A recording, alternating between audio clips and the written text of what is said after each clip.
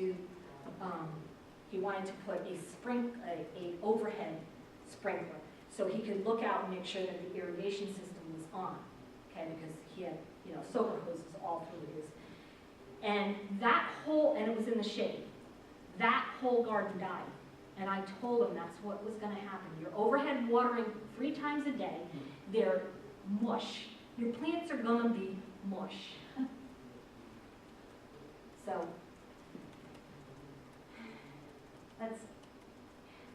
so here we go with proper pruning.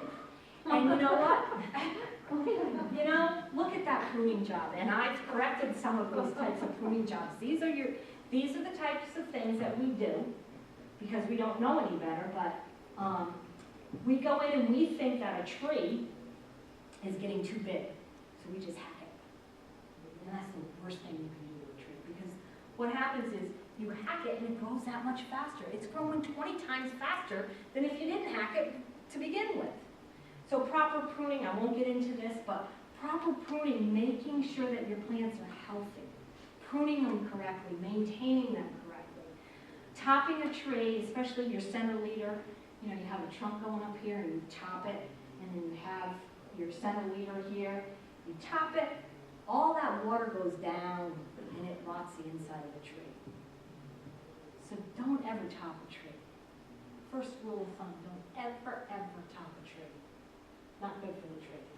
So proper pruning. Big pet peeve of mine. Big pet peeve. And weeds. We tend not to tolerate weeds, but there are a lot of weeds out there that are so good for the environment.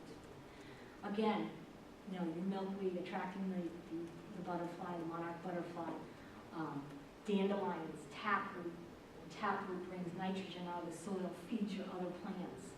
If we can tolerate a patch of weeds somewhere or on the outskirts, it's attracting beneficial insects. Keep a weed patch. Know what your weeds are. A lot of us don't even know what our weeds are. Some weeds are indicator plants. And I can't think of any off the top of my head, but you know, indicator plants that, you know, if you see a weed growing, then that means that the soil is not fertile.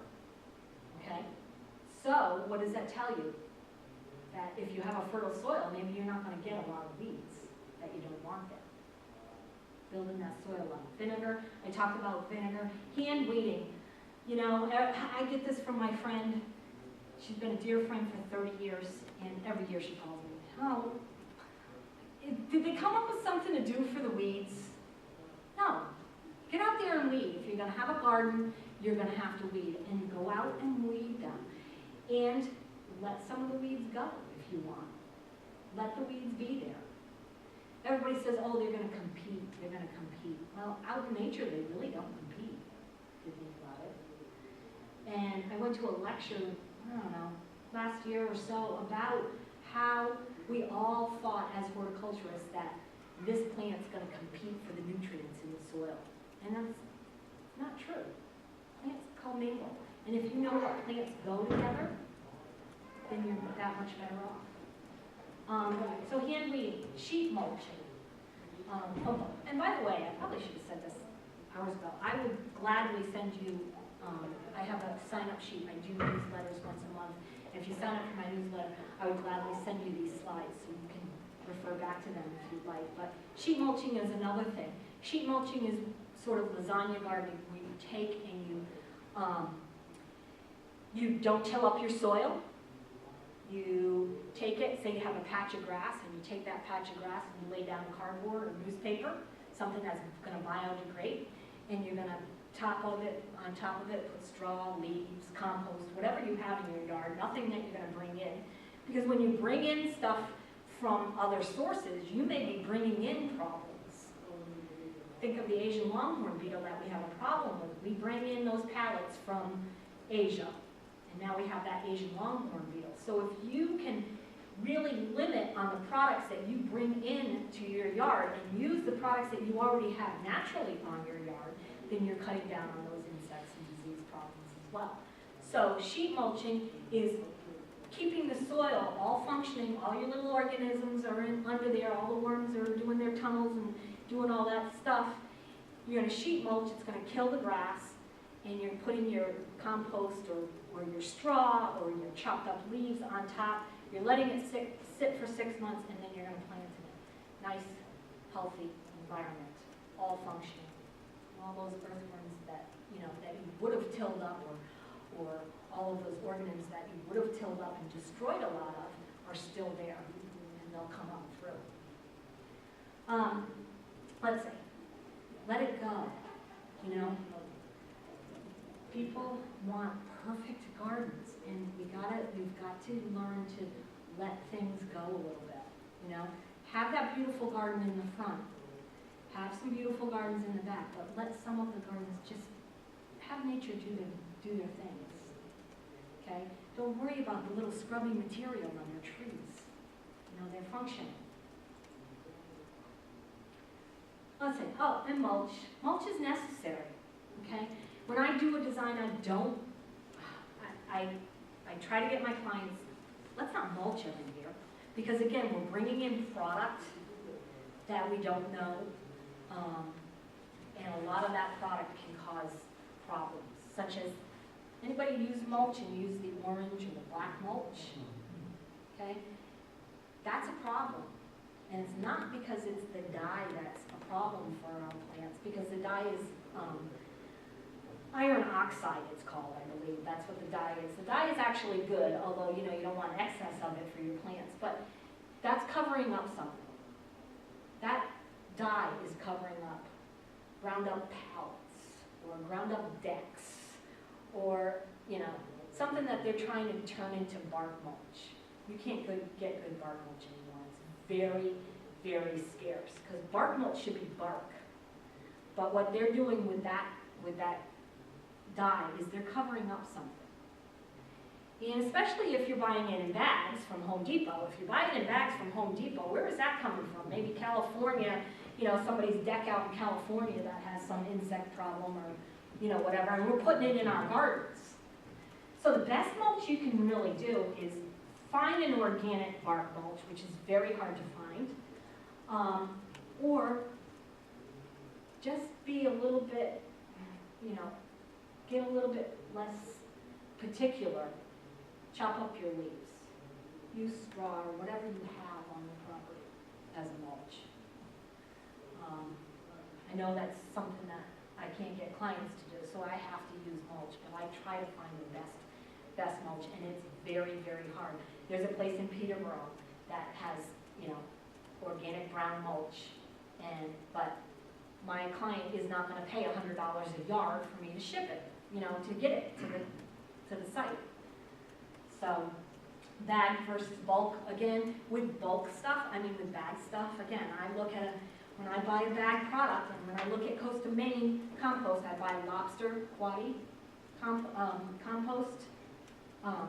The quaddy has no peat in it, because peat depletes our peat bogs, so it's not an organic. It's organic, but it's not an organic choice that I can use, being certified organic. So when I buy that in a plastic bag, where am I putting that plastic bag? I struggle with that. I struggle with where that plastic bag is going. I got to put it in a landfill.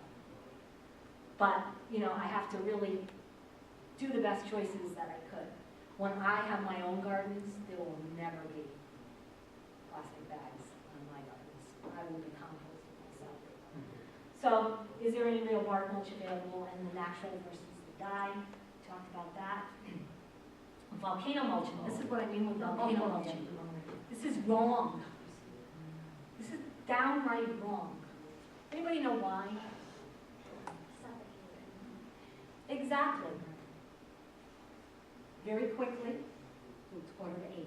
Very quickly, here's your bark. This is your tree. Here's your bark. Underneath your bark is your cambium layer, which is a very thin layer right underneath the bark that's all around here. Okay? That cambium layer takes all of your nutrients up and down that tree, takes them out of the ground, takes them all up and down, the sugars, everything that feeds the tree. You put bark mulch around it, like that, you rot that bark. And then what happens when that bark is rotted? That cambium layer gets rotted, and so nothing gets up to the tree, you kill the tree. When it's dying from the top down, and this is an instance of a condominium association in Manchester, where everything is volcano mulched and every tree is dying from the top down. And this is not even, it gets even more bizarre than this, okay? So nothing's getting up there. You should be able to see the flare of the tree, okay? I'm not gonna get much off base here, but you should be able to see the flare of the tree when you plant it. But what happened here is that it's a clay soil. They didn't even dig the hole. They put the tree there and just mulched it. They never even planted the tree. That's what landscapers will do. That's a shortcut. So if you hire a landscaper, hire a professional. They can have a website. That doesn't mean they're professional. So no volcano methods. Compost, best organic matter content is free. Compost adds nutrients, moisture holding capacity, improve your soil structure, and microbial activity. Peat moss doesn't have any microbes in it whatsoever. It's sterile. Composting in your own backyard is key to keeping our environments from further destruction from alien plants, insects, and diseases. 10% organic matter content is optimum. And when you do a soil test, if you do a soil test, which I highly recommend you do before you do a garden, because it's going to tell you your pH, which is another very important factor in organic gardening, which I didn't mention here, I might. But it'll tell you how much organic matter is in your soil too. 10% is optimum. Less watering, less insects and diseases when you have optimum organic matter in your soil. Dye mulch, I think I talked about that. Pest and disease management. So remove nothing but invasives. So, if you're going to remove anything from your property, assess what you have and remove your invasive plant material. If you email me, I would gladly give you a list of, I'll give you the link of the New Hampshire invasive species list, knowing what you have in your yard. Add only what is necessary. Don't over-fertilize a plant because you think you have to fertilize it. I mean, don't fertilize it. It probably will do just fine. What I used to do is I used to fertilize all the trees and shrubs and all the perennials first thing in the spring, and then the perennials periodically through that. And I don't do that anymore. Just compost, top dress with compost. Have a tolerance for insects. Okay. Most of them are good insects. They're not bad. Use existing materials from site to create a closed loop system. Companion plants, beneficial insects, biodiversity, proper maintenance, sheet mulching, let nature do its thing. This is what, pictures that I've taken out in nature, and to me that's beautiful. Nobody's controlling that. Bogs are one of my favorite things. Rain gardens, okay? We have issues with stormwater runoff. When you think about water running off of our roads and into our water systems,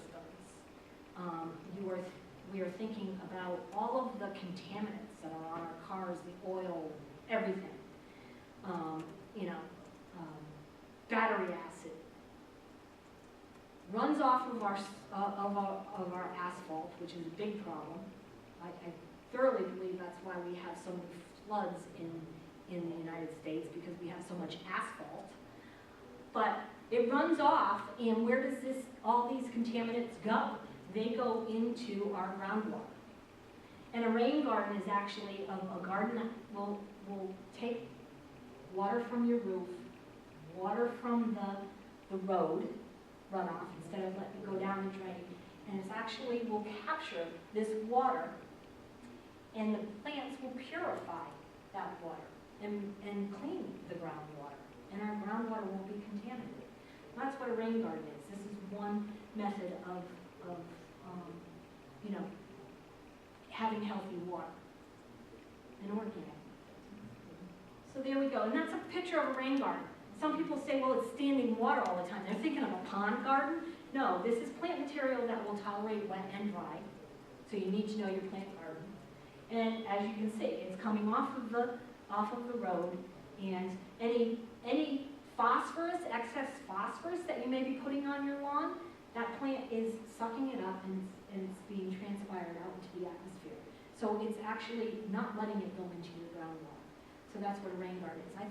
I think we should have rain gardens like on every road, because then we wouldn't have groundwater contamination. And this is a house in Henniker that we did last year, and that's exactly what we did. If you look in the front, that's a rain garden in the front.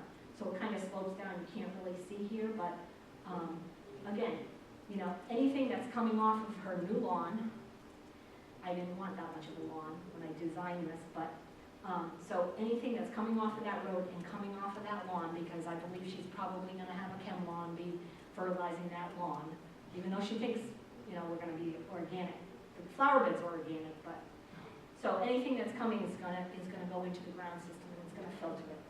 How does that survive the winter with the snow and the swamp? Those are all perennials, so they all get chopped down in the fall. So the snow that's plowed there doesn't affect them at all. So, and that's another thing in good garden design, you want to think of that. You want to think of, you know, where the snow is, where the salt is coming. Do you want to put plants there that, you know, salt, you know, that won't tolerate salt? This is another, filter socks is another thing to prevent erosion. And what happened here is a client in Barrington, actually, she's down here, neighbor's up here. Neighbor decided to clear his land. Water just came and did this whole gully, and got into her basement.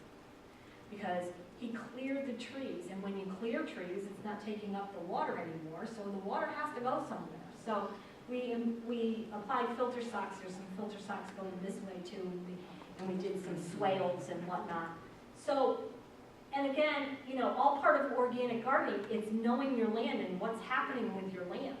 Knowing that, you know, if you have washout somewhere, you might not want to put a garden there, or you may want to stabilize the slope. And here we go, here's the sheet mulching, composting in place, basically what it's called. And here's hugelculture. This is what I've done up in my property in Maine. So what it is it's, you know, I have a very clay soil, okay? And everybody said, well, I have a clay soil, I can't grow anything. I'm gonna come in, I'm gonna put in a raised bed, and I'm gonna bring in soil. And that's what happens, they bring in soil. Well, again, the closed loop thing, you know, what are you bringing in? You're maybe bringing in problems. So what this is what we did in Maine, and we did this, I don't have pictures. If you go on my website and you look at the newsletter, there are pictures of ours. But what we did is we cut 2 maple trees down. Okay, maple trees are hardwood trees, so we're coppicing them, so they're sustainable. They're going to sprout, and we're going to reuse those 2 trees over and over and over again. And we laid them down, just like the top picture, and then we took soil, which is all soil, clay soil, and we put it, and we stuffed it with leaves and all of that. We put it so it's perpendicular to a slope that's coming down here that we know water's going to come down this slope, and water's going to feed those plants, and nutrients from whatever material we put in there is going to feed the plants. The whole idea of hugelculture is not to water it or feed it ever. Now, the metal kind of tree you use on that? It has to be hardwood. Hardwood? Yeah, hardwood. And so, you know, so we're doing some experiments there, but hugelculture is a good thing, so think about that. If you say, oh, I can't have a garden, you know, I'll put in a raised bed, you know, use what you have on your site. That's going to break down, and yes, you have to give it some time to break down. I'm curious to see how ours is. Keyhole gardens is another thing. I haven't done it yet, but it's on my list. And if you notice, material that you already have, newspaper's fine, but you build a keyhole garden, probably about the size of this table, round, and you have a little keyhole that you go into it, and you build it up, very easy to weed, do whatever you want to. But what's in the middle of it is some chicken wire, and that's where you're composting. you're throwing your banana peels, you're throwing all of that in there, and that's composting down and it's feeding your plants. I recently, my business is 8 years, and last year I adopted the motto, think smarter, not harder. And that's what organic gardening is. You think smarter, not harder. Why do I want to till up the soil and take out all the weeds when I can just throw a bunch of cardboard down and smother it and have it all stay natural? And I've done that with clients. I've actually gone in, they're trying to sell their house, and all their beds are just a mess, just one big mess. And I've gone in and I've just stomped down on the weeds, threw cardboard down, put mulch on top, planted a couple of coarse shrubs, all in a day. You know, she goes, oh, it's gonna take you guys forever to weed this. We're not weeding it. And that stuff, all the weeds, is going into the ground and feeding the soil. But no, we do it the hard way. And I don't think I have much more after this, but this is really important. This is the Soil Food Web. If you go on the Soil Food Web website, if you really want to get into it, but I'm just going to read this to you. It's plants grown in soil where competing organisms have been knocked back with chemicals are more susceptible to disease-causing organisms. If the numbers of bacteria, fungi, protozoa, nematodes, and arthropods, and that's all stuff that's in the soil, are lower than they should be for a particular soil type, the soil's digestive system doesn't work properly. If you eat McDonald's every day, your digestive system does not work properly. Ultimately, nutrients will be lost through the groundwater or through erosion because organisms aren't present to hold the soil together. And that's by Elaine Ingham. And that holds so true. And I thoroughly believe that we have to get back to the basics. And I think I bought a couple of books, and I know it's late, and if you want to look at the books, there's one book in particular. It's Bringing Nature Back Home, and it's by Doug Talamy. If you read this book, you will not want to put it down. And he says it all. Garden as if your life depends on it, because it really does. If we garden, our life depends on it. And if we garden with chemicals, we are not going to see much more of our soil. We're going to see more like cornfields and monocultures and cancer. So garden as if your life depended on it. Take some of this home with you. I don't care if you just got one simple thing from me. Recommendations for books. I will put out the newsletter sign up. I am on Facebook. I have 2 Facebook pages. I have one in Maine and then I have one in New Hampshire. The New Hampshire one's a little bit, there's more going on. And I have my website. Thank you for coming, and please donate to the library if you can. And that's the way it grows. Thank you so much. Thank you, Paula.